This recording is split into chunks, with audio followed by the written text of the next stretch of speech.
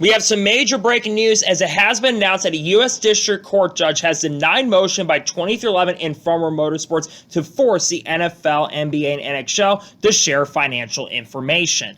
What's going on, guys? It's Daniel, and welcome back to our video. As I just said in the Senate, we had some pretty massive major breaking news as we have a pretty big update to the 23XI Racing and Front Row Motorsports lawsuit. As it was reported by Bob Pockers just a few minutes ago, that a U.S. District Court judge in New York has denied a motion by 23XI and Front Row Motorsports to force NFL, NBA, and NHL to comply with subpoena for financial information. The reasoning, according to the judge, why he's denied this motion is three big reasons. One is confidential commercial info and disclosure would be harmful to those leagues and organizations. Number two, he says info not relevant to the case. And number three, he says much of leagues' financial info already is public. What he means by this is that when you look at the NFL, NBA, and the NHL, all of their financial information is officially available to the case. They're available to basically share that information when it comes to contracts. Like with the NBA, the NHL, and NFL, you can view all the players, for example. We know how much money the players are making, how much money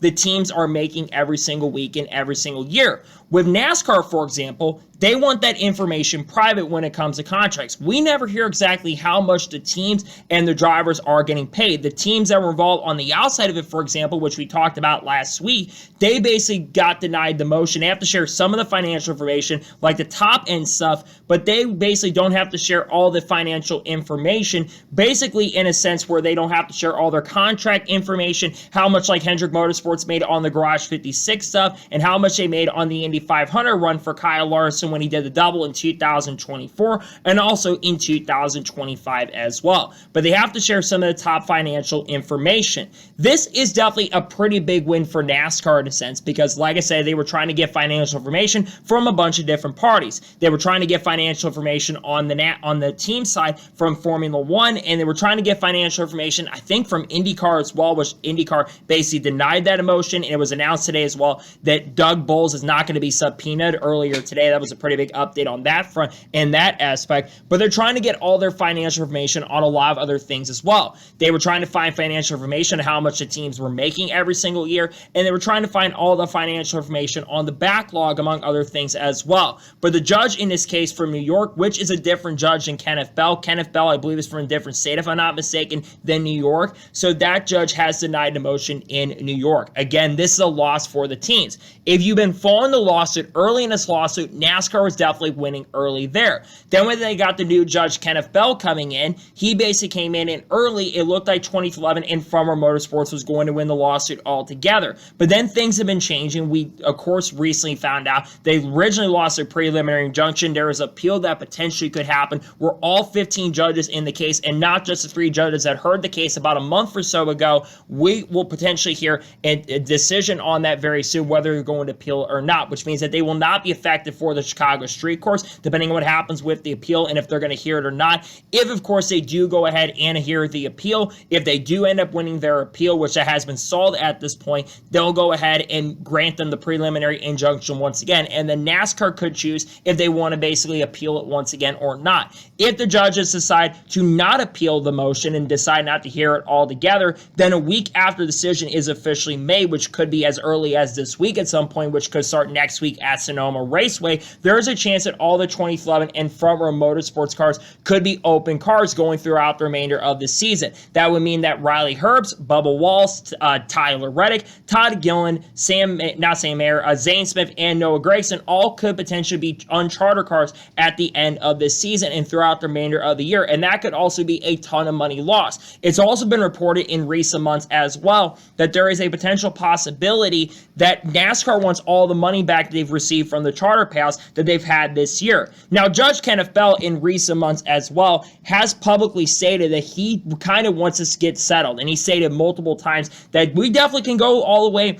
to the trial in December, which that trial date is currently set for December 1st at this moment. But the judge in this case, the main judge right now behind it, is basically just frustrated that these teams and NASCAR are basically not wanting to settle. They want both sides to settle at this point. The teams, they've been open to settling. They do want to go ahead and settle, sounds like at least a little bit. But NASCAR, they have their head in the sand and they want to go ahead and settle altogether. That's what exactly going on at this point. I really do not know what is going to happen with this case. We are currently in discovery phase at this point. And I think there's a really good chance and possibility, despite the fact that the teams maybe are open to settling, but they want to settle on their own terms. It seems like that we could be going very, very far into this trial into the future. And regardless of what happens with the trial, I think that there is going to be major changes coming to sport. I've said this for the longest time, but there have to be changes to NASCAR in some way, shape, or form when it comes to making moves on the financial side. I don't think the business model currently at this moment is financially stable, and I think changes are needed to be made. We're not in the 1950s and 60s anymore. I think that teams may also need a little bit of control, and the teams have stated recently some of their intentions is to get NASCAR to lose some control of the tracks they own. The tracks that are part of ISC, like Kansas, for example, like Chicagoland, for example. They still own that track at this point. Like Darlington, for example, like Daytona, though IndyCar would never race at Daytona or Talladega. They want to give them up a little bit of control on the tracks part of ISC, because if you notice, there's no track at ISC that IndyCar races currently at the moment, and they want to open that up. I think that part of the case is certainly going to be interesting, and we're going to find out what happens to the Charters, because, of course, Stewart-Haas Racing, they no longer exist at this point, and then all the drivers on that front could potentially free agents, and then silly season could really open up very, very soon into the future as well. And there's a lot of other silly season stuff that could come into play, and some of these drivers like Tyler Reddick, Bubba Wallace, Riley Herbst, all those guys could be looking for rides for the remainder of the year, and same with Corey Heim as well going into next season. I'm going to be very interested to see what happens on that front going through the remainder of the year. I'm not surprised the judge maybe denied us a little bit, but it's also disappointing for the teams because they wanted that financial information to help with the case. NASCAR has been able to get their granted information basically so far, so why can't the teams fully get their granted information? To me, I think that there needs to be some talk about this, where I think you're looking at this case and I think it's wide open. The judges in the appeal process said you may have a case altogether when it comes to the full trial at this point, but you don't have a full case, at least for the appeal at this point. They said you can't have your cake and eat it too. This lawsuit, we'll have to kind of wait and see what happens with the remainder of the lawsuit going forward, but we'll definitely be keeping an update as time progresses and goes on. As we do get closer to the trial and we get closer to the trial date, it'll be interesting to see what developments do come out in regards to this lawsuit between NASCAR 23XI and Front Row Motorsports, and Michael Jordan being involved in it as well.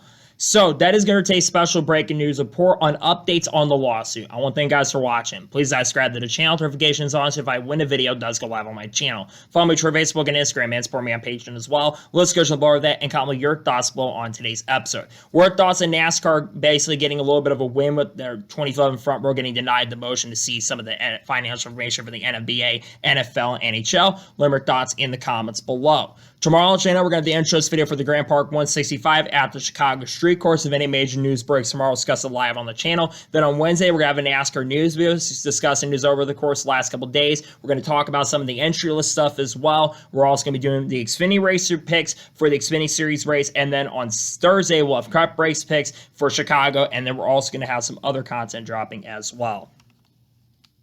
We have content coming out. People like Haley Deegan, Shaman Gisberg, Cards, Kurt Busch, Kyle Busch, Paul Walsh, Ross Chastain, Connor Zillis, Jr. Motorsports, Dodge, Ram, Cletus McFarland, Frankie Muniz, Carson Quavel, Jr. Motorsports, KSI Logan Paul, all the good stuff will be dropping on the channel in the coming days, weeks, along with Kyle Larson, Ryan Priest, you name it. So anyways, like I said, I want to thank you guys for watching today's episode. I'll see you guys next time for more great, awesome NASCAR content, other motorsports content on the channel like this. Take care, everybody.